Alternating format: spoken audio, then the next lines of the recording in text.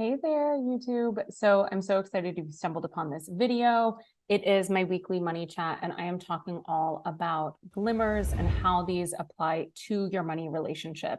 So if you're not familiar with glimmers, definitely keep watching and understand how does it tie into your money mindset? How does it tie into your money strategies? And how can we cultivate more glimmer experiences when it comes to our money?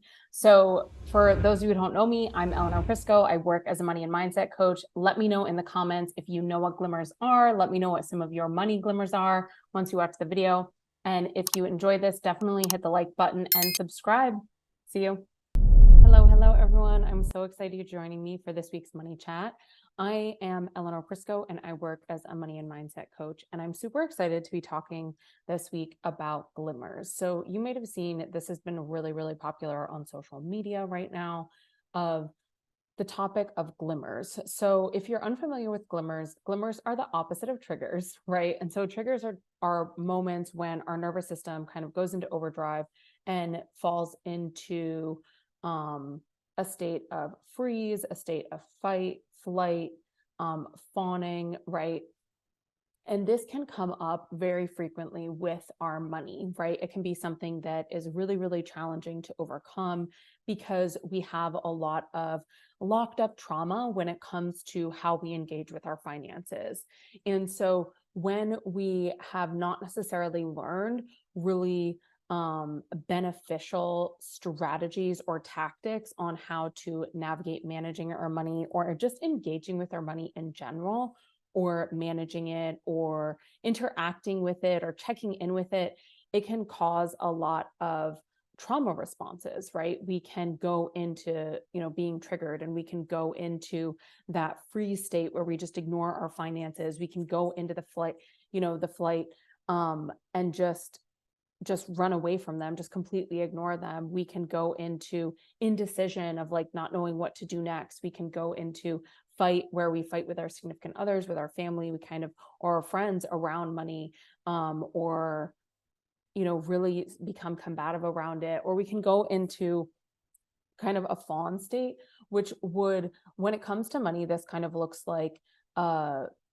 needing to follow everything to this exact regimented order, and that not necessarily being beneficial to us. It can cause like us trying to achieve perfectionist standards, which if you don't know my opinion around perfectionism, definitely go check out some of my other money chats, because perfectionism is like this, a perfectionism loop is something that we will never be able to achieve. And so it can be really detrimental to our financial success.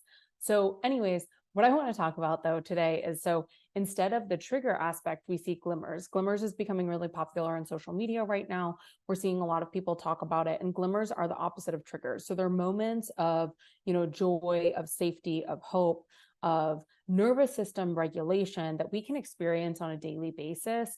And the more we start to notice them, the more we start to see that they're present consistently, and we can drop ourselves into those glimmer moments, right? And begin to regulate our nervous system more, begin to feel more comfortable when it comes to repatterning, reprogramming, our own minds and our nervous system to know that we're okay and we're safe. So how does this all apply to money? So as I already said, right, we can run into a lot of these triggers when it comes to actually engaging with our money. So what I'm talking about here is checking your bank account, going ahead and looking at what your spending has been for the month, getting your books organized from your business for tax season. All of these things we can lean into, not wanting to engage with them. We can ignore them. We can run away from them.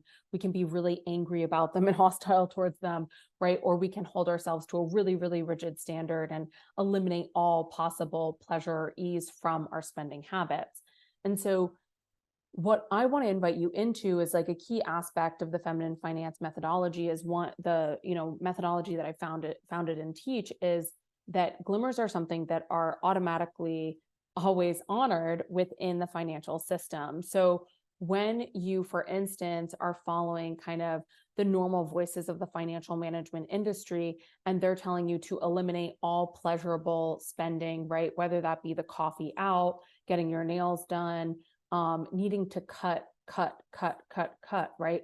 It's like cut your spending, eliminate depletion, really get into this deprivation mode, that can actually cause us to go into a triggered state, right? Because we're going to go into survival mode, and we don't actually want to do that. That's not going to be sustainable.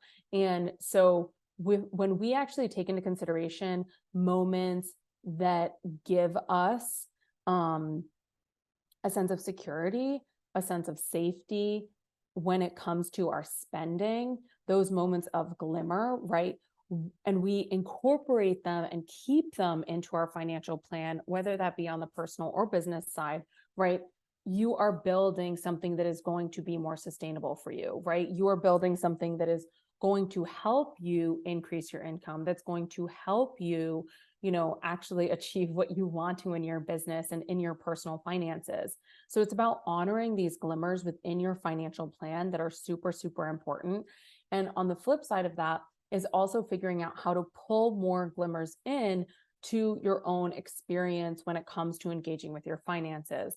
Now, if you've been following me for a long time, or maybe this is your first introduction to me, what this is going to look like is a money date. If you want to know more like specifics about a money date, I'm going to go over them right now. But if you want your own personal guide, you can grab that by signing up for my email list.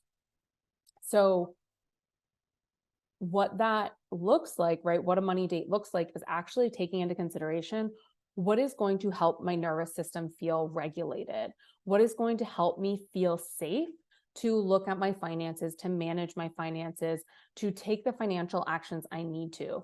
This could look like paying bills. This could look like reviewing your spending, reviewing your income, planning for next month, getting your business finances organized.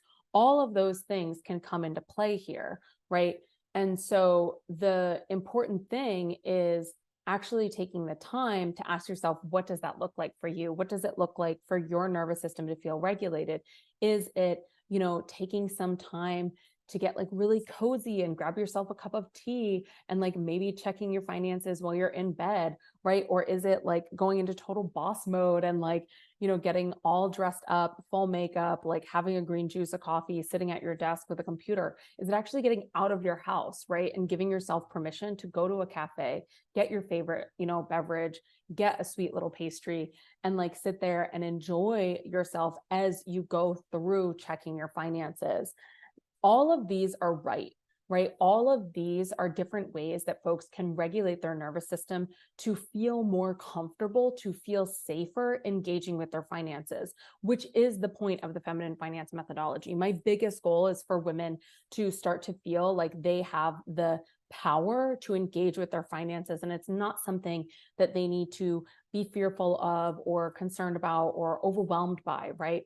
Those are normal feelings because there's a lack of financial education that exists within our society, right? And it doesn't always have to be that way. And that's what I want to encourage you to do. So as we start to see, taking into account what are these glimmers that exist for, the everyday part of our life, right? Getting those moments of, safety, of hope, of feeling good, and in enjoyment, I want to invite you into examining these aspects within your money, right? That it doesn't just have to be an aspect of, every day, what's going on in your life. It can be like, what's the everyday thread that also exists when it comes to your money, right? Are there moments of glimmer when it comes to how you spend? Are there moments of glimmer when it comes to how you save, right? Or just bringing intention to some of your financial goals. I think that I absolutely love, personal development and self-development and, becoming more aware of oneself. And I think that a lot of these things that we see, being talked about can also be applied to our relationship with money, because it's truly is a relationship which we have with our money. And it's really about like how you want your money to show up for you is how you need to start showing up for it, right? It is a relationship which we have, and it doesn't need to be something that is negative. It can be positive. It can be empowering.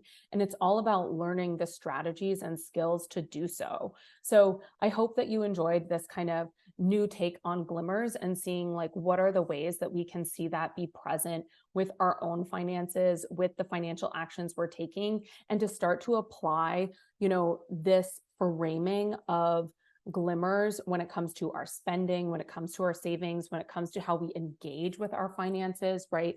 Feeling more regulated to actually manage our finances and giving ourselves that celebration, right? And that honoring of those moments of, oh, it felt really good and regulated for me to go out and buy that coffee, for me to buy this book, for me to decide to take a cab versus public transit. In these moments, they're allowed to be these small moments as well as big moments when it comes to our finances. But I really want to invite you into this framing of allowing yourself to experience these little moments of glimmer that exist probably in your everyday life, and allowing you to ground into the nervous system regulation that you're cultivating and building with your finances, and you might not even realize it. So I want to celebrate you for recognizing some of those glimmers. Definitely let me know in the comments glimmers that you notice for yourself. I know like a big one for me is getting to buy books that I just feel like buying, right? When I did not have a lot of money, buying books was something that I automatically always cut out. Getting my nails done was another thing. And I think that now, the in between that I found at the time, I want to share this one little story, right? The in between that I found at the time was like giving myself permission to buy expensive nail polish, like specifically OPI, and like doing my nails at home and like giving myself a whole foot bath, which I still do sometimes to this day. And sometimes I go get my nails done, but it's more like giving yourself permission to be like, oh, the like glimmer and pleasure and nervous system regulation and joy and happiness that I get from like seeing my nails done in like a delightful color that brings me so much joy is worth me spending that money, right? And that is like money that is like wonderfully spent. It's not something that I need to guilt and shame myself around. And so I want to invite you into some of that framing when it comes to your spending, when it comes to your savings, when it comes to whatever financial actions you might be taking, and to bring those nervous system regulation techniques into actually engaging with your finances so you can start to reprogram your mind around how to engage with your finances. So with that, let me know what some of your own money glimmers are in the comments below. Let me know if you found this helpful, and I hope to see you for next week's money chat. And with that, I'll talk to you later. Bye.